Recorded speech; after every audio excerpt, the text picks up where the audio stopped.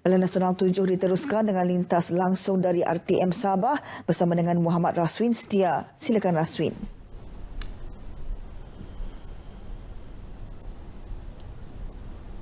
Terima kasih Dilaila di Angkasa Puri. Assalamualaikum dan salam sejahtera.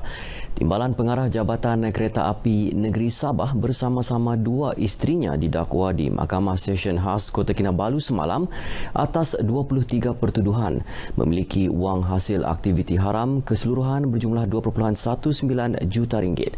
Ketiga-tiga tertuduh didakwa mengikut Seksyen 4-1-B Akta Pencegahan Pengubahan Wang Haram, Pencegahan Pembiayaan Keganasan dan Hasil daripada Aktiviti Haram 2001. Tertuduh Ismail Ahmad 57 tahun, Masniah Buaya 58 tahun dan Runtina Rais 47 tahun bagaimanapun mengaku tidak bersalah selepas pertuduhan dibacakan terhadap mereka di hadapan Hakim Abu Bakar Manat. Mengikut pertuduhan, Ismail didakwa dengan 8 pertuduhan secara individu, 9 pertuduhan bersama Runtina dan 6 lagi bersama Masniah.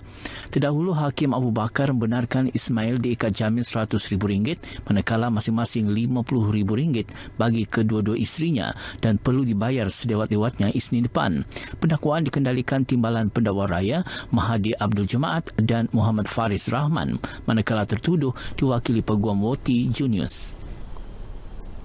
Kompleks Perikanan dan Pasar Ikan Sejahtera antara projek terbaru yang dirancang kerajaan dalam usaha merancangkan lagi pembangunan daerah sempurna.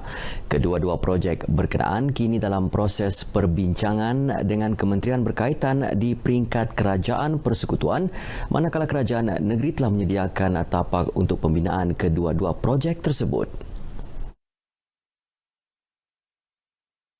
Timbalan Ketua Menteri Sabah Datuk Haji Jorjan Sambakung berkata kompleks perikanan yang pertama di Sabah itu nanti bakal menyediakan jeti untuk pendaratan ikan dan secara tidak langsung menjadi produk pelancongan baharu bagi daerah itu. Kalau kita dapat lakukan, akan menjadi satu tempat tarikan pelancong. Bukan saja kapal landing, turunkan ikan, hasil tangkap ikan, tapi di situ kita akan lakukan berbagai-bagai kemudahan yang ada. Di restoran ada, penempatan nelayan ada. So, kita wujudkan juga sistem perniagaan kepada nelayan supaya satu hari kelak usaha kita untuk mengubah cara hidup mereka ini. Datuk Jorjan bercakap demikian kepada pemberita selepas merasmikan Mesyuarat Agung Tahunan Persatuan Nelayan Kawasan PNK Semporna kali ke-26 di Semporna. Mengenai PNK ini, beliau menyarankan ahli-ahli PNK mencari alternatif baru dalam menambah sumber pendapatan, antaranya dengan kaedah memproses ikan untuk dijadikan keropok. Ia seiring dengan dasar kerajaan Sabah baharu yang berancang untuk bangunkan pelbagai kilang memproses bahan mentah dan makanan sekaligus mewujudkan peluang pekerjaan untuk rakyat tempatan. Sementara itu, dalam majlis berasingan, Datuk Jorjan berpuas hati dengan persiapan akhir sambutan Regata Lepa Jubli Perak Sempurna 2019. Persiapan ketika ini mencapai 80% sebelum acara kemuncak pada 27 April di Padang Bandar Sempurna. Menurut Datuk Jorjan, kelancaran persiapan berkenaan jelas membuktikan semangat kerjasama yang kukuh bukan sahaja dalam kalangan ahli jawatan kuasa penganjur, malah penduduk setempat yang turut bersama-sama mengibarkan bendera atau sambu layang sebagai langkah mengindahkan lagi suasana sambutan. Dulu saya ingat tak sampai 1,000 kita pasang. Yang ni lebih 2,000. So ini pun bukan kita ada bagi peruntukan. Semangat orang-orang kita ini sendiri masing-masing. Semangat sendiri secara sukarela. Pasal itu yang saya amat terharu bila saya lihat, agak luar biasa. Datuk Jorjan ditemui media ketika melawat persiapan sambutan Regata Lepa Jubli Perak Sempurna 2019 di Padang Daerah Sempurna. Sementara itu, ketika ditemui pemberita RTM selepas menjadi tetamu program Kami Baini di studio TV RTM Kota Kinabalu, Pegawai Daerah Sempurna Bianus Kontong berkata Pesta Regata Lepa pada kali ini akan lebih meriah dengan penyertaan lebih 700 perahu lepa dan penyertaan Ratu Lepa.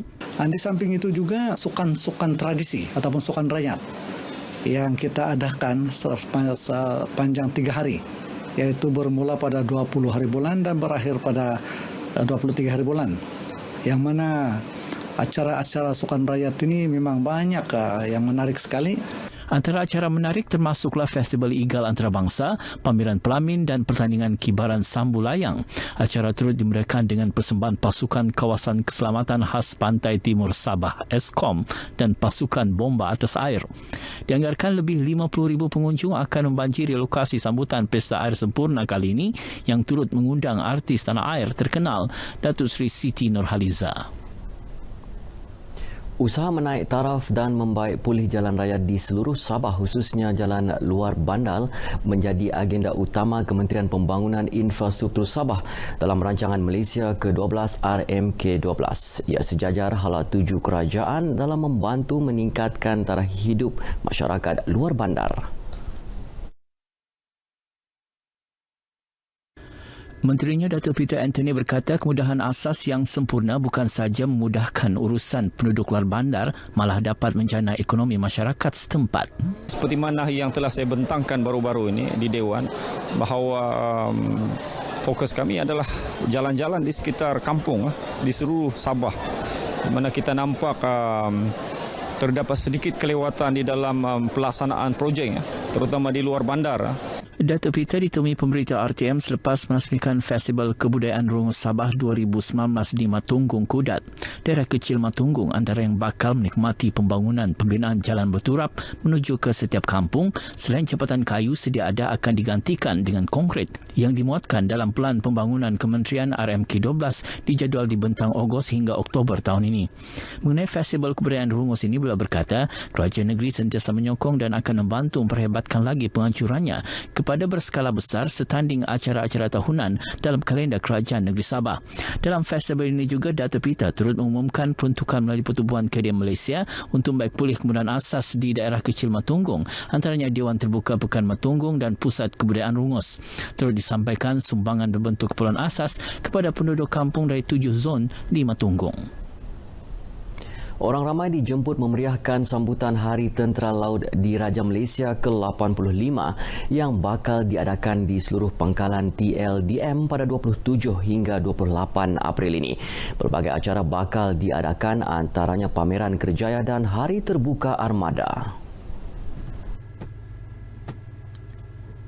Perkara ini dimaklumkan Panglima Wilayah Laut 2 Laksamana Muda Datuk Sabri Zali selepas mengadakan kunjungan hormat terhadap Yang di-Pertuan Negeri Tun Dr. Haji Johar Datuk Haji Mahiruddin di Istana Negeri Kota Kinabalu. Dalam perkembangan lain, beliau memaklumkan TLDM akan terus memperkasa armadanya dari segi pengoperasian dan kesiapsiagaan dengan menggunakan bajet sedia ada. Untuk meningkatkan jumlah aset yang baru ini adalah satu cabaran lain sebab ia memerlukan satu belanja yang tinggi dan memakan masa yang lama. Ini merupakan kunjungan pertama beliau selepas mengambil alih tampuk pemerintahan Markas Wilayah Laut 2 sebagai Panglima Wilayah Laut 2 Januari lepas. Sementara itu, Konsul Agong Negara Brunei Darussalam di Sabah, Pangeran Haji Noria, Pangeran Lela Wijaya, Pangeran Haji Yusof turut melakukan kunjungan hormat perpisahan terhadap Tun Dr. Haji Johar. Katanya negara Brunei Darussalam akan meneruskan dan mempertingkat kerjasama dengan Malaysia termasuk meneroka bidang baharu di negara ini. Saya berharap akan hubungan Brunei Darussalam dengan Sabah akan terus rapat dan ditingkatkan lagi dalam bidang-bidang yang sedia ada dan juga kerjasama dalam bidang yang lain. Pangeran Haji Noria yang telah berkhidmat di Sabah sejak 29 September 2016 akan bertugas sebagai Duta Besar Negara Brunei Darussalam di Republik Korea. Sambutan Pesta Keamatan Peringkat Bandaraya Kota Kinabalu 2019 yang akan diadakan di lintasan Diasoka Kota Kinabalu pada 3 hingga 4 Mei ini buat julung kalinya menyaksikan penglibatan Dewan Undangan Negeri Dun Api-Api berbanding sebelum ini hanya membabitkan 4 dun iaitu Dun Karambunai, Likas, Luyang dan Dun Tanjung Aru. Mayor Bandaraya Kota Kinabalu yang juga pengerusi penganjur Pesta Keamatan Bandaraya Kota Kinabalu, Datuk Haji Nordin Siman berkata sambutan ini juga akan dimeriahkan dengan karnival jualan melibatkan 43 gerai di Pasar Malam Api-Api di Jalan Gaya. Lebih menggembirakan, kadar permit menjajah akan dikurangkan daripada RM50 kepada RM30. Upsound. Pada pertama kalinya bersama-sama untuk menjayakan program kita.